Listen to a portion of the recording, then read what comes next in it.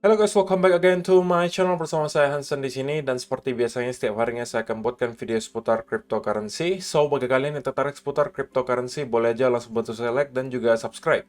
Jangan lupa juga untuk hidupkan lonceng notifikasinya supaya kalian gak ketinggalan update terbaru seputar cryptocurrency. Oke, pada hari ini guys kembali kita akan bahas seputaran Bitcoin dan hari ini judulnya adalah Calm Before Storm guys. Karena kenapa? Malam hari ini kita akan mendapatkan data yang cukup penting dari Amerika Serikat. Kita bakalan bahas apa itu, dan kira-kira dari segi price action apa yang kita bisa expect untuk beberapa waktu mendatang. Namun sebelum itu kita bakal mulai dari CoinMarketCap terlebih dahulu. Per hari ini secara global market cap crypto berada di angka 1,21 triliun dolar atau naik sekitar 0,58%. Nah, Bitcoin sendiri di angka 29.487, Ethereum 1.913, BNB 327, XRP 0,47, Cardano 0,4, Dogecoin 0,08, Polygon Matic $1, dan Solana berada di urutan ke-10 dengan harga $22,39. So, per hari ini kita melihat market rata-rata dalam keadaan hijau, kenaikannya ranging antara 0, sekian persen hingga kurang lebih 3%, dan menjadikan Solana hari ini sebagai top performer dengan kenaikan 3,11% menuju $22,39. So, itu adalah outlook sementara dari beberapa top coin yang ada. Sekarang kita masuk dulu ke beberapa berita dan data terbaru hari ini. Nah, data apa yang saya maksud guys? Kalau misalnya teman-teman perhatikan economic calendar pada hari ini, kita bakalan mendapatkan data Core PCE Price Index dan juga PCE Price Index year on year dari Amerika Serikat. Dan ini bakalan dirilis nanti pukul 19.30 waktu Indonesia Barat. Tidak hanya di Core PCE year on year-nya, tetapi juga month on month itu juga akan dirilis malam hari ini. Dan jika kita lihat untuk forecast-nya atau prediksinya sendiri, kita kembali akan melihat penurunan sebesar 0,1% dari yang 4,6% menjadi 4,5%. Tentunya kalau misalnya kita mau melihat market rally, senario paling idealnya adalah kalau kita melihat Core PCE Price Index-nya itu menurun tidak hanya sampai 4,5, tapi mungkin sampai 4,4, 4,3, atau lebih baik lagi kalau misalnya penurunannya sangat masif, mungkin 4 sampai di bawah 4%. Kalau sampai hal tersebut terjadi, saya rasa itu akan memicu reaksi positif dari market. Tidak hanya di cryptocurrency, tetapi juga dari stock market Amerika Serikat. Dan kalau misalnya teman-teman lihat di economic calendar kemarin, kita juga ada mendapatkan data GDP yang pada kenyataannya keluar di angka 1,1%. Dan ini di bawah ekspektasi 2%. Data sebelumnya 2,6, tetapi data hari ini yang diforecast 2%, pada kenyataannya hanya muncul di 1,1%. Dan ini memperlihatkan ke kita juga bahwa yang dilakukan oleh The Fed selama ini sekarang sudah start untuk memperlihatkan hasilnya. Oke, ekonomi Amerika sudah start untuk melambat. Kemudian kita melihat unemployment rate sudah start untuk menunjukkan adanya perubahan dan peningkatan. Kemudian tingkat inflasi lambat laun juga sudah mengalami penurunan. Walaupun belum sampai ke target The Fed di angka 2% yang masih cukup jauh, tetapi kita sudah melihat ada start di mana ada pergerakan ke arah tersebut. Oke, dan itu juga sentimen yang membuat kita melihat stock market di Amerika Serikat itu mendapatkan rally yang cukup kencang di hari Kamis kemarin. Oke, dan menurut analisnya di sini, the data are setting Fed up nicely for the next week's meeting. LPL chief economist Jeffrey Roach said, as growth and inflation slow, the Fed can legitimately transition to a pause and then perhaps an outright cut in rates by the end of the year if the economy deteriorates. Jadi, kalau misalnya dilihat sentimen market sekarang, banyak yang expect bahwa the Fed sudah harusnya gitu ya, antara mereka sudah akan melakukan pause di pertemuan bulan Mei nanti, yang tentunya akan kita lihat 1 atau 2 minggu lagi, atau mereka masih akan menaikkan 1 kali lagi, tapi itu sudah menjadi yang terakhir. Dan berikutnya, market sudah expect the Fed bakalan melakukan pause, atau bahkan di akhir tahun ini sudah akan ada cut rates, atau penurunan suku bunga. Sehingga ketika ada ekspektasi tersebut di market, memang biasanya kita melihat stock market itu rally. Ketika ada ekspektasi The Fed itu menaikkan suku bunga secara agresif, biasanya market itu bakalan drop. Tetapi ketika ekspektasinya adalah The Fed sudah akan mulai slowing down alias mulai start dovish, maka itu biasanya membuat stock market itu kembali rally. Dan dengan adanya rally stock market US juga beberapa hari, bukan beberapa hari, tapi 1-2 hari belakangan, kita kembali melihat kripto juga ikutan ketarik naik. Sehingga kita melihat Bitcoin kembali rebound dan sekarang kurang lebih di sekitaran area 29.400-an. Nah, yang berikutnya ini spesifik seputaran Bitcoin gitu dari Will Clemente. Bitcoin price performance since previous all-time high. Green line is this cycle. Next 2 years should be fun. Jadi, untuk cycle kita kali ini diwakilkan oleh yang warna hijau di sini. Sedangkan yang warna biru itu adalah cycle 2017 sampai 2021, oke? Kemudian yang berwarna merah itu 2013 hingga 2017, yang berwarna orange itu 2011 hingga 2013. Dan jika teman-teman perhatikan gitu ya, setiap cycle itu biasanya 4 tahun gitu guys. Oke, 2013 sampai 2017, 2017 sampai 2021. Nah, kalau misalnya kita mengulangi hal yang sama dengan yang terjadi 2 cycle sebelumnya, maka kita bisa expect 2021 berarti 2021 berarti sampai 2025. Artinya kita 2025 harusnya bisa mendapatkan all time high yang baru atau mencapai puncak di cycle berikutnya. Dan itu sudah 2 tahun lagi, guys. Oke, kalau misalnya teman-teman sudah mempunyai posisi dari sekarang dan kalian sudah men-setting portofolio kalian sesuai dengan yang sudah saya ingatkan dan pesankan, di mana saya pesankan selalu settinglah portofolio kalian sedemikian rupa supaya kalian merasa mampu untuk nge-hold portofolio tersebut sampai beberapa tahun ke depan. Nah, kalau itu kalian terapkan, maka 2025 itu nggak lama lagi kok, guys.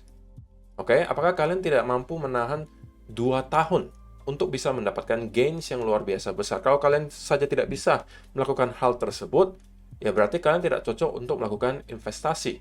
Karena yang namanya investasi, guys, ya biasanya minimal 4-5 tahun.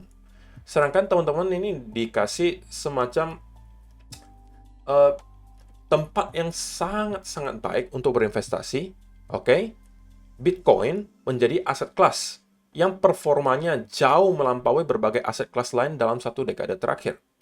Oke? Kalau kalian investasi di stock market atau pasar saham, ketika kalian mau expect gain sebesar misalnya 500-600%, itu mungkin kalian perlu waktu minimal ya guys, minimal 7-8 tahun atau bahkan mungkin bisa 1 dekade. Sedangkan di Bitcoin, 3-4 tahun, kalian sudah bisa mencapai hal tersebut. Tetapi, kalian sudah dikasih yang cepat pun, masih kadang-kadang pengennya lebih cepat lagi. Itu berbahaya mindsetnya gitu guys. Kalian pengennya kaya raya cepat gitu. Kalian nggak menikmati prosesnya. Dan kalau itu yang kalian lakukan, kalian selalu punya mindset, saya pengen kaya cepat, pengen bulan depan itu kaya raya. Kalaupun gitu ya, kalaupun kalian memang mendapatkan gain sesuai dengan harapan kalian, katakanlah kalian beli meme coin gitu. Kalian nggak mau yang lambat, saya nggak mau Bitcoin kok, lama banget naiknya. Mending saya meme coin aja. Kadang-kadang bisa dalam 1-2 hari naiknya ribuan %. Katakanlah kalian hit jackpot gitu. Dan kemudian kalian mendapatkan meme coin yang naik, anggap 10.000% dalam waktu 1 minggu. Dan kalian mengatakan, wah ini cari duit mah gampang gitu kan. Dan ini cepat banget nih, saya mending yang di sini aja nih, nggak usah lah Bitcoin-Bitcoinan gitu kan. Nah, kalau mindset tersebut yang terbentuk di dalam diri kalian, maka yang terjadi berikutnya adalah biasanya kalian akan mengambil resiko yang semakin tinggi. Anggap kalian misalnya mengubah 100 juta atau nggak usah 10 juta menjadi 1 miliar. Happy banget dong, ya kan? 10 juta jadi 1 miliar. Apakah menurut kalian akan stop di sana? Saya rasa tidak gitu. Karena kalian udah kayak ketagihan gitu. Saya pengen lagi kok. Bayangin dari 10 juta jadi 1 miliar. Gimana kalau yang 1 miliar saya taruh? Jadi 100 miliar gitu. Ya kan? Pasti pemikiran udah mulai ke arah sana. Dan pasti akan kalian lakukan. Dan kalau misalnya sial-sialnya gitu, semua uang yang kalian sudah hasilkan tadi, kalian taruh lagi ke meme coin yang baru, dan kemudian rug pull, apa yang akan kalian lakukan kemudian? Pasti kalian akan stres gitu. Dan kalian kehilangan semua uang yang sudah kalian hasilkan. Ya karena apa? Kalian selalu punya mindset pengen kaya raya cepat. Dan dengan kalian tidak mempunyai mindset tersebut dan kalian menikmati proses, misalnya kalian katakan, kok saya akan komit gitu ya, 4-5 tahun minimal saya tidak akan menyentuh cryptocurrency dan portofolio saya sampai saya mendapatkan gains yang saya mau.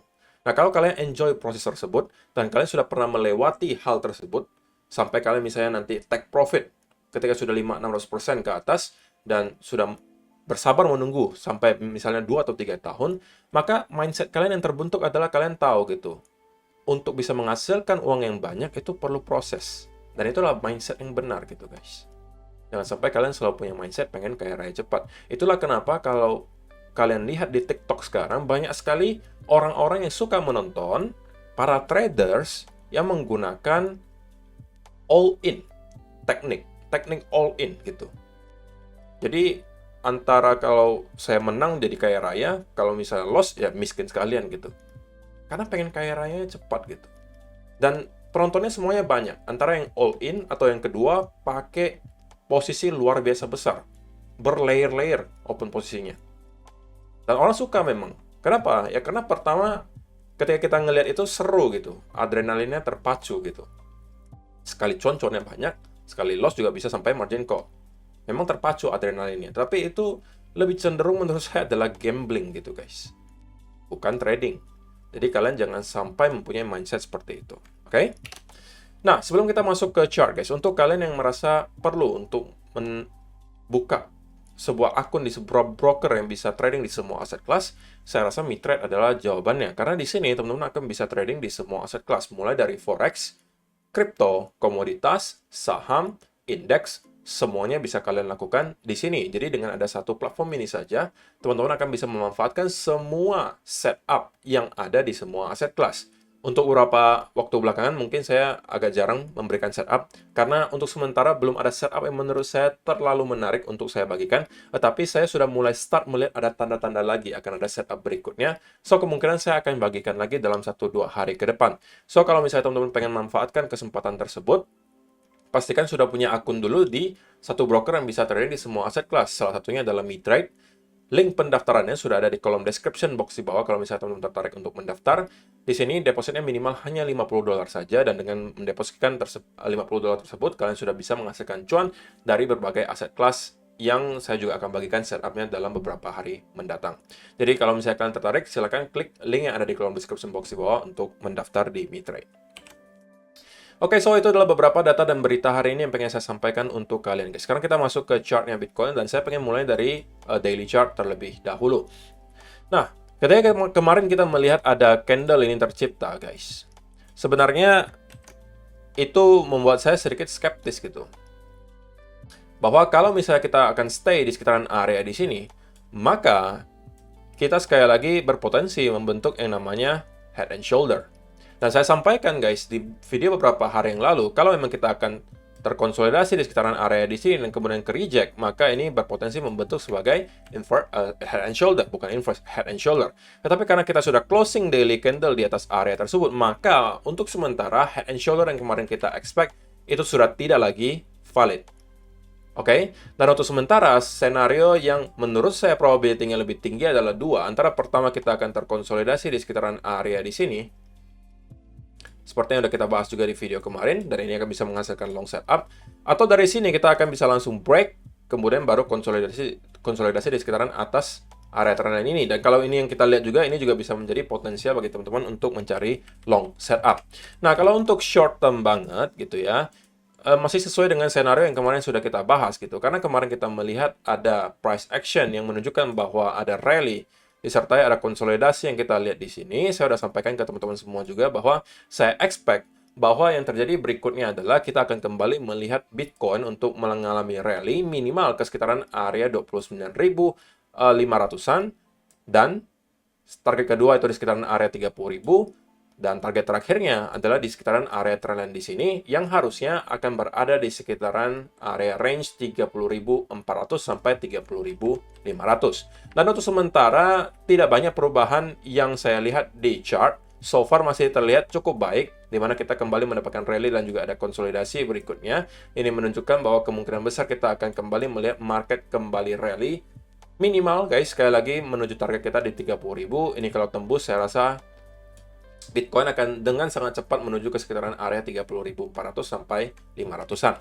Jadi untuk teman-teman kemarin sempat melakukan long di sekitaran area di sini, ya selamat, harusnya kalian sudah dalam keadaan cuan, dan saya sudah harus rekomendasikan kalian untuk minimal menggeser stop loss kalian ke arah entry. Oke? Karena walaupun kita mungkin mengatakan probability-nya cukup tinggi kita akan mengalami pelanjutan kenaikan, tapi kita nggak boleh terlalu overconfidence.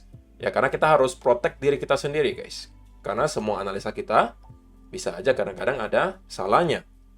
Dan kalau ternyata kita salah, maka kita harus siap menerima resikonya, antara kita close dalam keadaan break even, atau kita harus mendapatkan loss.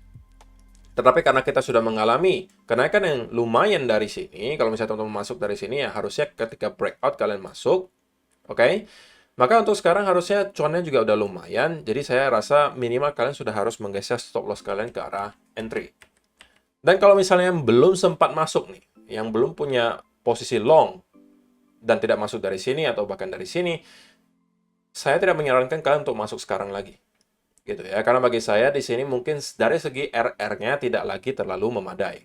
Oke, justru menurut saya gitu ya, justru menurut saya ketika kita nanti mendapatkan rally lagi ke sekitaran area di sini, guys. Dan kita mendapatkan ada indikasi pelemahan momentum bullish dari sini, ini justru bisa dimanfaatkan untuk mencari peluang untuk short. Katakanlah kalau misalnya teman-teman mendapatkan ada reversal pattern di sekitaran area di sini, misalnya ada double top, triple top, atau mungkin ada rising wedge, ada head and shoulder, apapun itu yang menunjukkan bahwa kita akan kembali reverse, disertai dengan price action yang tidak lagi impulsif, oke? Maka itu adalah senario paling ideal untuk teman-teman yang pengen mencari area short di sekitaran range 30.400 sampai 30.500. Oke? Jadi selama kita tidak mampu untuk break di atas area trendline di sini, maka kita masih harus berasumsi bahwa trendline ini masih akan menghasilkan resistance yang cukup kuat, dan senarionya untuk sementara adalah paling tinggi probability-nya selama kita hold di bawah trendline ini adalah kita mendapatkan konsolidasi untuk beberapa wave, bisa aja 2 wave seperti ini atau bahkan 3 wave sebelum pada akhirnya kita melanjutkan kenaikan ke atas. Oke? Jadi saya rasa itu aja sih yang perlu saya sampaikan untuk video hari ini, guys. Terima kasih yang sudah menonton sampai selesai. See you in the next video. Bye-bye.